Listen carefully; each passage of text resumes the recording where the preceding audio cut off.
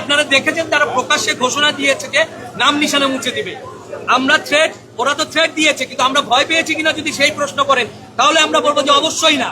কারণ আপনি দেখেন 99 সালে যশোরে আমাদের 10 জন শিল্পী কর্মীকে হত্যা করেছিল, তারপরে আমরা থেমে থাকিনি। 2005 সালে নেত্রকোনায় আমাদের 2 জন কর্মী সহ 8 জনকে সেখানে হত্যা করা হয়েছিল। আমরা তারপরেও আমাদের কার্যক্রমে একদিনের জন্য বন্ধ থাকেনি। এবং গতকালকে যে হামলা আসার পরেও, থ্রেট আসার পরেও আমরা বলেছি যে আমরা আমাদের কার্যক্রম পরিচালিত করবো, আমরা আমাদের কার্যক্রম অব্যাহত রাখবো। আজকে আমরা ছায়ানটের সামনে গিয়ে কর্মসূচি পালন করে এসেছি। আমরা যখন বাসায় ফিরছিলাম তখন আমরা খবর পেয়েছি যে এইখানে হামলা হয়েছে। যারা হামলা করেছে তাদেরকে বলতে চাই, আপনারা হামলা করে হয়তো উদীচী অফিস জ্বালিয়ে দিতে পারেন, কিন্তু উদীচীর কার্যক্রম গতকালকে যেভাবে অব্যাহত ছিল আজকেও সেইভাবে অব্যাহত থাকবে।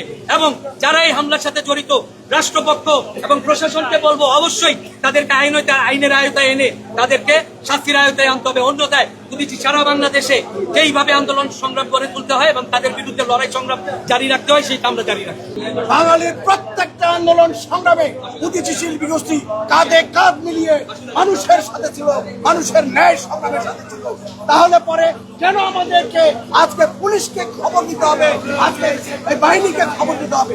এই খবর দেওয়ার দায়িত্ব ছিল সরকারের। সরকার ব্যর্থ। আমরা উদীচী শিল্পী গোষ্ঠীর পক্ষ থেকে এই অথর্ব সরকারের, নির্লজ্জ সরকারের অবশ্যই পদত্যাগ দাবি করছি।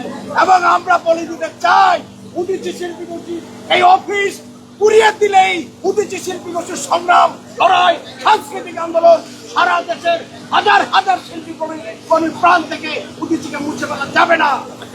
যারা এসেছিল ওরা সিঁড়ি দিয়ে উঠেছিল।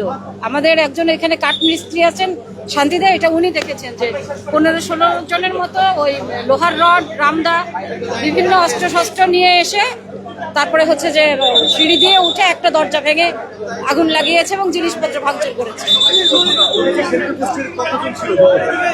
উদীচীর কেউ ভেতরে ছিল না, মানে আপনাদের কেউ ভিতরে ছিল না? আমাদের কেউ ভেতরে ছিল না। আমরা সারাদিনই এখানে কর্মসূচি পালন করে ছায়ানটে গিয়েছিলাম আবার কর্মসূচি পালন করতে।